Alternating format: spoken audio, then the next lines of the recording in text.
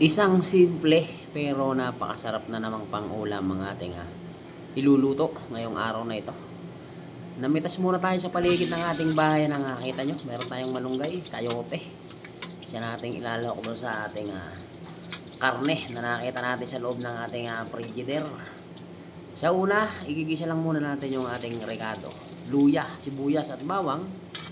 Atin lang muna yung palulutong-lutongin yung ating mga rekadong yan. Yung sibuyas natin, naantayin natin medyo mag-brown para yung nang sa ganon yung lasa niyan sumuot doon sa ating pinakakarne, lalasa yung pinaka-aroma ng ating mga rekadong yun. Sa nakita nyo, nung lumutong na yung ating rekado, atin ang inilagay yung ating ginet-get na liempo na nakita natin sa ating frigider. Nilagyan din natin yan ng kaprasong isang pamintang isang kutsaritang paminta na durog. At pagkatapos nilagyan natin itong dahong are. Sino nakakakilala sa inyo ng dahong yan na nilalagay?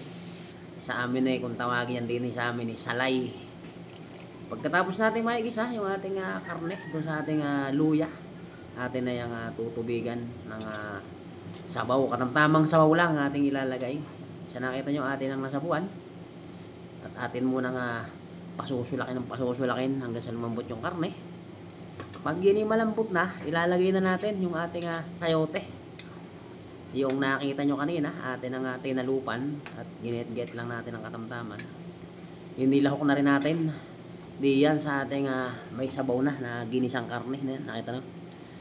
Yan sa ganyan sitwasyon, titimplahan nyo na. Ilalagay nyo na yung pinaka-best nyo na pampalasa di yan. At kung sa lasa, nasa inyo kung anong palasa ang inyong gagawin. At makalipas nga ang ilang minuto, pakikiramdaman nyo kung luto na yung sayote. At pagkatapos na yan maluto, ilalagay na ninyo yung pinakahuli, yung ating dahon ng talbos ng malunggay na ating napitas din sa gilid ng ating bahay. Wala yung may tanim kaya tayo nakapamitas. Yan, nakita nyo, atin ang nilagay. Yan ang ating pinakahuli. Pinali, kumbaga kung tawagin. Sa iba kasi pinaka madali nating luto diyan sa karne adobo. Pero dahil nga iibahin natin, ayan, ang ating estilo ay ibang klase. Ayan, nakita nyo. Ginawa natin ng kakaibang estilo ang pagluluto at meron din tayong ang habol natin diyan meron na tayong gulay, may karne at meron tayong sabaw dahil nga medyo malamig-lamig ang ating panahon ngayon, kailangan natin ng sabaw.